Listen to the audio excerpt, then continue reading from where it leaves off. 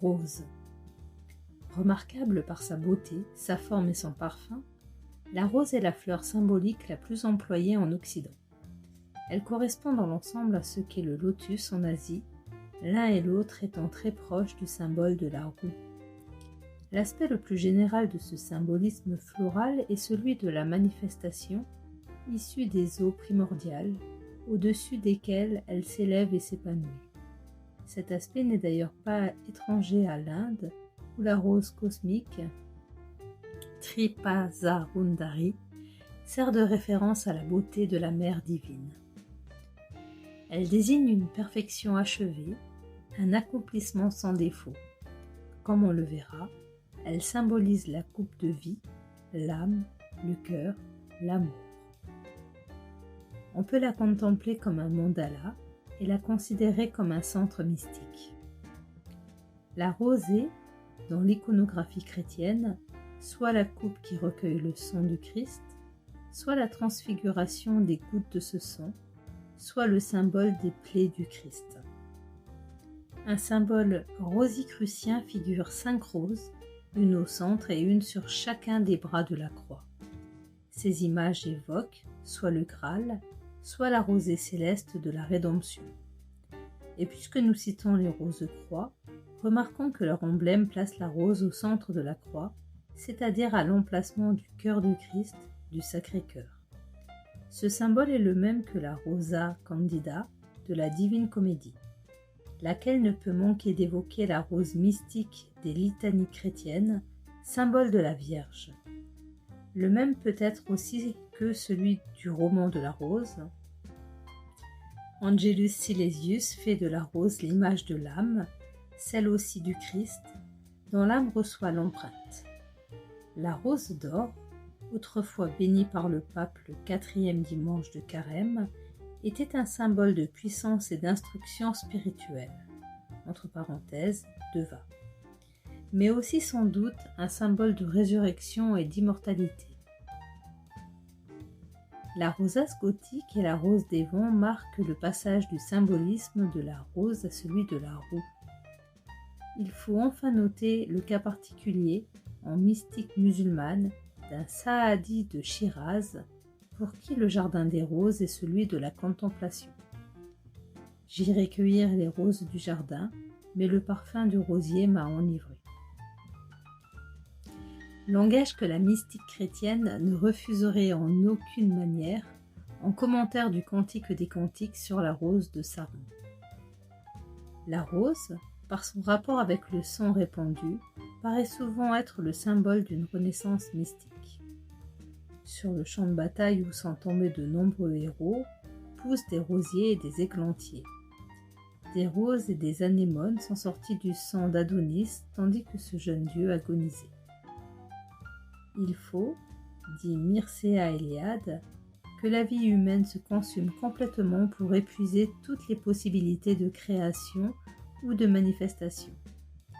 Vient-elle à être interrompue brusquement par une mort violente, elle tente de se prolonger sous une autre forme. Plantes, fleurs, fruits. Les cicatrices sont comparées à des roses par Abd ul-Qadir Jilani, qui attribue à ces roses un sens mystique. Selon Frédéric Portal, la rose et la couleur rose constitueraient un symbole de régénération du fait de la parenté sémantique du latin rosa avec ros, la pluie, la rosée. La rose et sa couleur, dit-il, étaient les symboles du premier degré de régénération et d'initiation au mystère. L'âge d'Apulée recouvre la forme humaine en mangeant une couronne de roses vermeilles que lui présente le grand prêtre d'Isis. Le rosier, ajoute cet auteur, est l'image du régénéré, comme la rosée est le symbole de la régénération. Et la rose, dans les textes sacrés, accompagne bien souvent le vert, ce qui confirme cette interprétation. Ainsi, dans l'Ecclésiaste 24, verset 14, « J'ai grandi comme les plants de roses de Jéricho, comme un olivier magnifique dans la plaine. » L'olivier était consacré à Athéna, la déesse aux yeux perses, qui naquit à Rhodes, l'île des roses, ce qui suggère les mystères de l'initiation. Et les rosiers étaient consacrés à Aphrodite en même temps qu'à Athéna.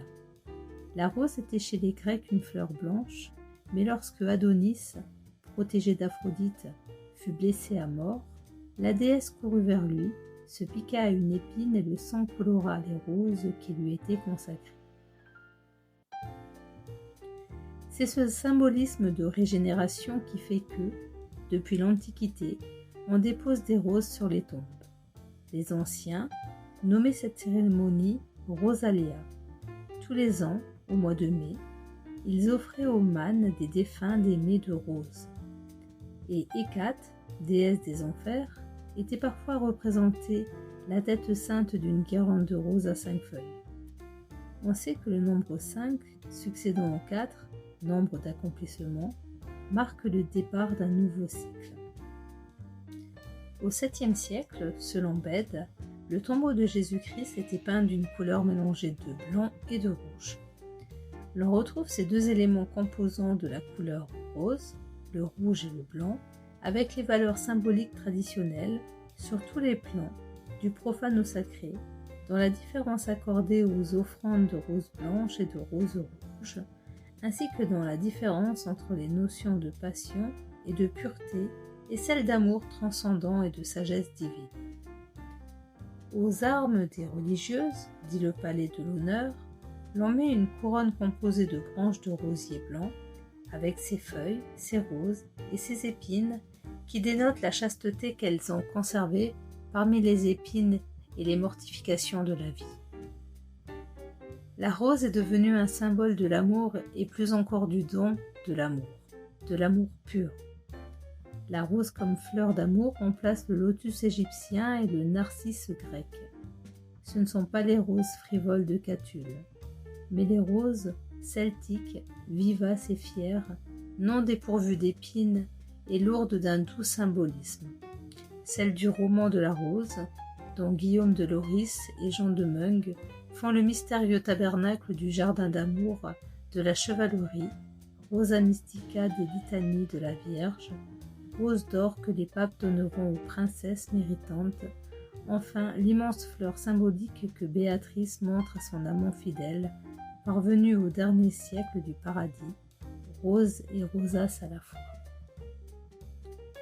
L'amour paradisiaque sera comparé par Dante au centre de la rose, au centre d'or de la rose éternelle qui se dilate et va de degré en degré et qui exalte un parfum de louange au soleil, toujours printanier. Béatrice m'attira, 3 petits points. Blanche ou rouge, la rose est une des fleurs préférées des alchimistes dont les traités s'intitulent souvent « Rosier des philosophes ». La rose blanche, comme le lys, fut liée à la pierre au blanc, but du petit œuvre, tandis que la rose rouge fut associée à la pierre au rouge, but du grand œuvre. La plupart de ces roses ont 7 pétales, dont chacun évoque un métal ou une opération de l'œuvre. Une rose bleue serait le symbole de l'impossible. C'était la page 951 du Dictionnaire des symboles de Jean Chevalier et Alain Gerbrand. Mythe, rêve, coutume, geste, forme, figure, couleur, nombre. Merci.